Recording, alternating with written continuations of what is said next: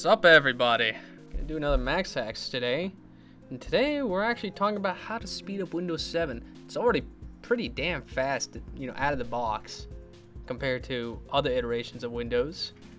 A lot of these things have come from Windows XP, which there's a lot of that still left in Windows 7, even though it's based on Vista. Vista sucked. There's nothing you can do about it. If you have Vista, get Windows 7 because you get it cheap now. If you don't have it, and you live in a cardboard box, I don't care. You can still get Windows 7 for your cardboard box. Alright, first thing we're going to talk about is a little thing known as last access. The little last access guy that, we're going to go to the C root, for example. Now, I don't have it currently, but you can have a tab. Now, if you right click and actually add columns, there is a little guy called, I think it's data accessed. Yeah, data accessed. Yeah, data accessed is basically a little hash that Windows likes to update every time you touch the file. Every time you look at it, every time you search it, every time you index it with Windows, with the Windows indexing service, which is another thing we'll be talking about later. Alright, first we're going to go to regedit. You go to the start menu, type in regedit, and that's regedit. Now, it's going to run as an administrator on my machine because I'm an administrator, but if you are not an administrator of your account, that's a smart thing to do. You can right click and run as administrator. The other way to do it is you hold Control and Shift as you open it, and that opens as an administrator. That's another way to do it. Now we're going to open up HKey local machine because it is a local setting instead of a user setting. And you go down to System, go to Control Set, Control, and we double click File System. Now you got this little guy. I'm going to make this column bigger so you can see it.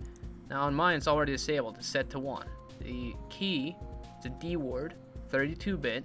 It's called NTFS Disable Last Access Update. Now to modify that, you can go double click on it, press enter, or right click and modify. 3 ways you can do it. On your machine it might be set to 0 because I know on home it's set to 0. It's annoying. It causes crazy read nonsense on actual hard disks and not solid state. Solid state, it's also terrible. I don't like it. Disable that guy by putting that 0 to a 1, and that's to disable last access. Then you do reboot and be all sorts of happiness. Lots of happiness. Alright, next nonsense we'll be talking about is called reduce your shutdown time, because sometimes when you shut down your machine, there's a delay between Windows and killing services, and sometimes some services don't want to stop because they're mean. They hate you and your system and just want you to waste your time when you want to shut down your machine for whatever reason. I say just sleep your machine, but that's neither here nor there. But you're going to go in your registry. Make sure you're running that as an administrator. It's going to be under HKey local machine, system, current control set, control. Now I have not set this because I never shut down my machine, but when I do, you could reduce this. This is I believe that's milliseconds, but basically you could reduce that from 12 seconds to 2. Should be fine with 2, meaning that when you shut down your machine, instead of waiting for those applications, to stop and then kill them, it's gonna kill them instantly. It's like it's gonna go all roaming on their ass. Just say, screw it. We don't like you anymore. It's gonna kill your services. Yeah. Yeah, of course, anytime you make a registry change, to have that change happen, restart your machine. Now another one we're gonna talk about is your boot time. Even if you have an SSD, boot time might seem infinitely faster than a hard disk. It's like instant almost on most machines, modern machines. I'm running a 790. I'm seeing 6.5 second boot up time, which is stupid. But to make it even faster, you go to start, type in msconfig. You're going to want to make sure you run as an administrator. I'm already an administrator on this system, so I don't have to do it.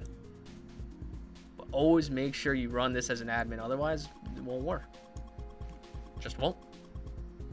You gotta be the administrator to make the changes, y'all. Change your startup time.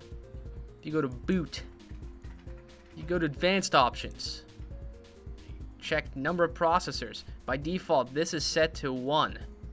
You set this to the maximum amount of processors you have. I have a Core 2 quad, so my max processors is 4. I have none of that fancy dual threading nonsense on this machine. This is a machine made with goat's blood and banging rocks together for a couple hours. It's pretty good though. You set that guy up and things are much faster. I went from 6.5 to 5 seconds. Ooh, whole 1.5 seconds faster. But that's so much better if I have to restart. Then there's less waiting because, you know, first world problems. Now another way you can speed up your boot time is if you don't care about fancy logos and all that nonsense, you could check this guy right here. No GUI boot. What that does is it disables the startup animation. You will never see it again. You'll just see a little guy at the top left, you know, little flickering underscore, which is nifty. That works.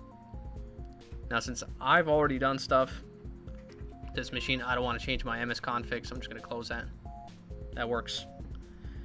Now the next thing we'll be talking about is disabling your indexing service, which if you have a slower machine, it's going to consume some resources. And you know, whenever you're searching for something on Windows, it's always put into an index file so it can be found later. But that file, it can get huge, it can get slow. Even on a fast machine, I disable it because I know where all my files are. I have an OCD about organization where everything goes, so every little file, I know where it is. Even a file from 4 years ago, I know where that file is. So disable your indexing service. You go to Start menu, type in Service, Services. Now you see the second one. Mine has 2 for some reason. Probably because, yeah, it's Com Plus. Services. Make sure you want to run that as an administrator. Which I'm already administrator, so I can run it. Now if you scroll down this doodad, go all the way down to Windows. All the way at the bottom. Got something called Windows Search. For some reason on this, since it's a separate account, it's enabled on this one. But if you right click, you go to Properties, go to Startup Type, which is this guy here on the first tab, General, Disabled. Bam. Still running. If it's still running, you can restart. It'll be disabled upon next restart. But to stop it immediately, just click Stop. Let Windows kill it. There you go. And that's disabling your index servicing. It's very easy to kill. Now the next one I'll be talking about is killing your Windows animations. Doing that will drastically improve the speed of everything on your computer. Drastically. Now, to kill your animations, as I like to say, because it feels better when I say I kill these things. Stopping them is just nice. It's far too nice. It's not brutal.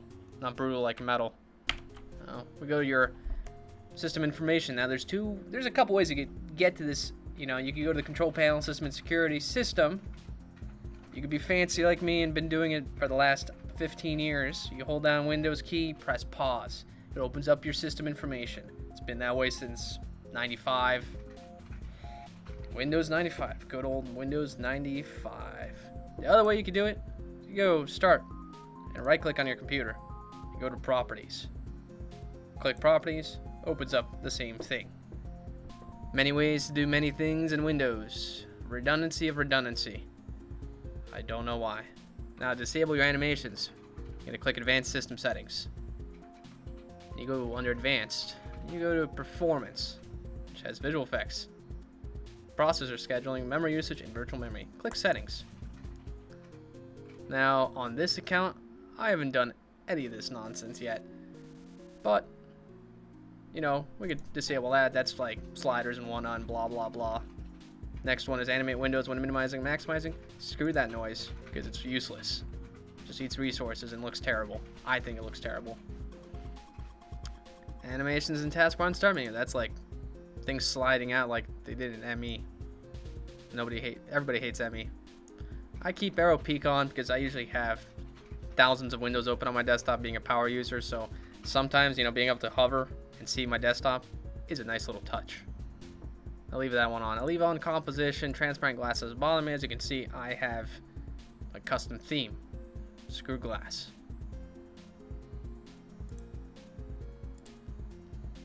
Yes, he does nothing to me. He does nothing to me. I have no glass.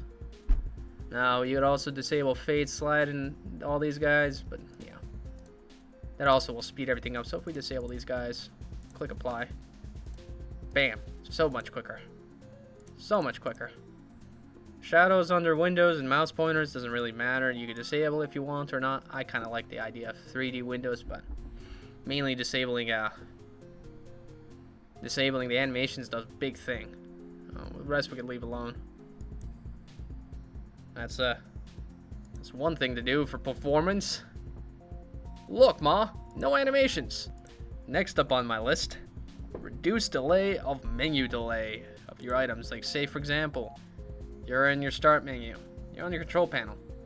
It takes forever if you hover. Say, you don't want to click it. I don't know why you wouldn't want to click it, but for posterity's sake, I'm just going to tell you, go to registry. I'm going to go to the start menu, type in regedit. Make sure you run this as an administrator. I'll keep reiterating that every time I do this. I won't stop. Because I know if I stop, somebody's going to think, don't run it as administrator. Because that makes sense. Now we're going to go under H key current user. I'll go to your control panel. We're going to go to your desktop. Under desktop, you're going to have something called menu show delay, which is also in milliseconds. 400 milliseconds. I like to be goofy and do 50 milliseconds. It's pretty much like a click. Now to see the changes, you will have to restart. Sometimes you don't, sometimes you do. Yeah, to see that, you would have to restart your machine. We have no time to restart right now, so the change will be very nice to see, y'all.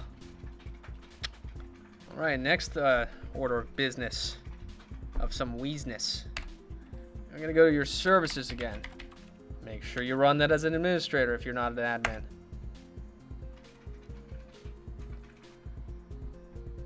We're gonna talk about Superfetch. If you have an SSD, you want to scroll down, you're gonna see this little guy here called Superfetch. It's like an indexing service to maintain stuff in memory, so it loads faster on your slow mechanical hard drive. If you have an SSD, disable it. There's no reason for it to run on an SSD. It will just kill performance. But if you have a hard disk, a mechanical hard disk as your system drive, keep it on. Otherwise, turn it off. To turn it off, my machine's already disabled, but you will see it says automatic. You just want to click that and go down to disabled. And that's all to the Superfetch. Next up on my list, power settings. You go to your start menu, you can type in power settings. Because, I'm special like that. The other way you could do it, the old-fashioned way, you go to your control panel.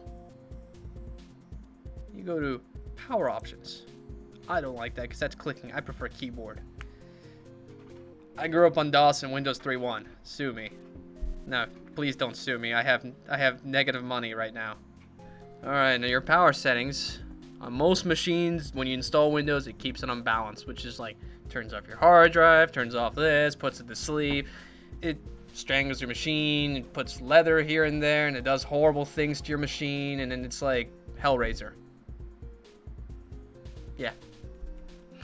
Now, there's a high performance option, additional options, because normally on preferred plans, it's balanced and power saver, and I'm like, what? But under additional plans, you will see high performance down there.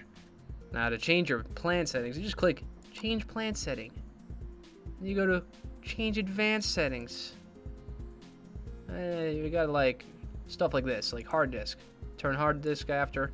You want to make sure that says never. You can set it to minutes, but if you have an SSD, this is bad news. I've noticed issues on some boards, like for example, I have an older 790, which is technically not supposed to work with an SSD, but it does have an AHCI in the BIOS. I make sure this is off for an SSD because that just equals bad news later on, because sometimes it doesn't turn on properly. Sleep. Sometimes sleep is enabled. Make sure that's off. Make sure all this nonsense is off. Like USB settings.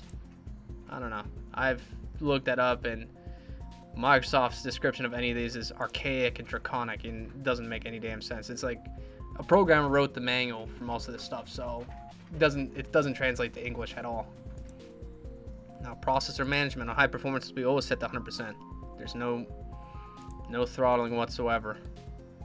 Maximum process state should be 100% as well. This, display, I usually make sure my display is turned off because I do have slight screen separation that you guys can't see because I was in a room that's 120 degrees in Colorado. Bad news if your monitor gets hot, especially IPS panels. You want to make sure those guys turn off. They're hot like the dickens. Next up order of business is if you have a mechanical hard drive, do not use the Windows Defrag. It sucks. It sucks like a Hoover vacuum. It sucks like the dickens. Don't use it. Get something like Defragler, which is actually pretty awesome. Which I have Defragler on this machine. Somehow, some wizard put it there. I'm a wizard, so I put it there. Alright, here we have Defragler.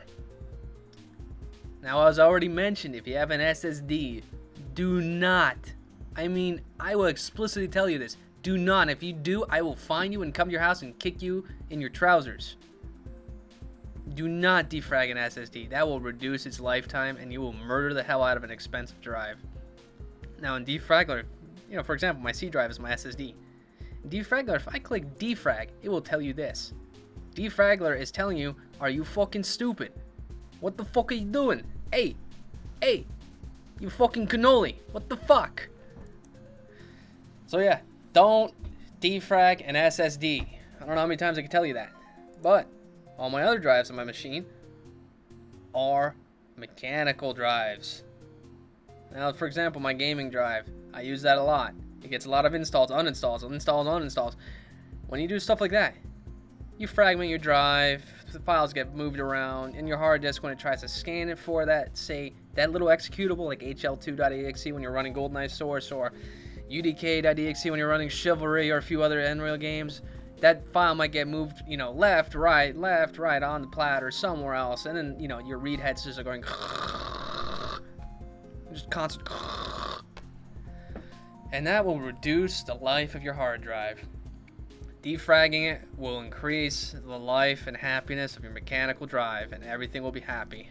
It's like Clear Eyes for your hard drive. It's good for you. Now in Defragler, you can also schedule. Say, for example, you never shut down your machine because your machine is in another room. You don't care about it being on 24/7 because you've got crazy electricity. You've got like a Tesla coil outside pulling electricity from the power lines. I'm not suggesting that at all. But say, for example, I got my D drive, which is mechanical, right? You go schedule defragmentation for this guy. You can do once, daily, you can do weekly, monthly, at startup, at logon. You can do a quick thing. I can do a quick defrag because it's a secondary drive. Do I care? No. Yes, and after that, you could also tell to shut down after it does that, which I don't know why you'd do that. Unless it's a system drive, then I can understand that. But if it's a secondary drive, you don't have to restart after defragging it because it doesn't matter. Now, since I usually just do quick defrags, like for example, if you got this little drop box here, you can do defrag, a full one, or a quick defrag. I think you should be fine with a quick defrag for something like, say, my storage drive, which has all my work and anime on it. No, people, there's no porn on my 2 terabyte. None. That is a work and anime drive, and music, and etc. At all. Vis-a-vis. No, seriously, there's just work and anime on there. It's pretty good stuff. Yeah. That's Defragler for you. Well, yeah, that's Defragler for you. That's pretty nifty ass program, better than Windows Defrag, way better. And when you're installing this guy, you can completely tell it to replace the Windows shitfragger. It's a terrible program. Do not use the Windows Defragger. Use Defragler or other options. I and every other IT guy I've spoken with and been friends with has said Defragler is the best. Use it. Love it. You will love it, yeah.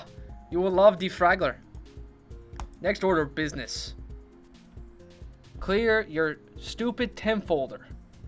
If you use Photoshop, After Effects, or any big application that writes to the temp folder, if you extract a lot of stuff, you have a lot of archived files, if you got a lot of JPEGs, you got a lot of stuff that's moving around, if you got a lot of stuff to install on, you will have a temp folder that is full to the dickens. Show that to you before I open up the temp folder and show you a nice shortcut. I go to my computer. I'm dragging my computer to over here. Right? See that? SSD. Tiny SSD. I love the hell out of it, but it's tiny for what I'm doing. Now, a quick way to get to your temp folder. The quickest way. So you go to Start. Well, you go to Start, Run. Or Windows R. Or you could actually do it this way. If you do %temp, you get the temp folder. That is a shortcut, by the way. But right now, my temp folder is kind of empty. But generally, if nothing is running, you can just clear this. If it complains about something, say like sometimes my Adobe, I have an Adobe text file that's a log for After Effects or Photoshop. It will say, I can't delete this because it's locked. I'm like, okay, I'll just skip it because it's like 1 kilobyte. But for example, in here, I sometimes have a 40 gig temp file from freaking After Effects. Sometimes. That's when I had a bigger drive. I had to shrink my cache because, well, I've got 10 gigs to play with most of the time. It's all goodness. All goodness. Last order of business for this performance video is, you know what it is, guys? Buy more RAM. It's cheap. Very cheap. Just buy more RAM. It's good for you. It's good for you. So good for you. You can get an 8 gig kit for almost nothing now. If you tell me, well, I can't afford, but it's like, well, what do you want to do? Order a large pizza or get more memory? I don't know. I'd get more memory, to be honest. Have memory lying around. I don't know.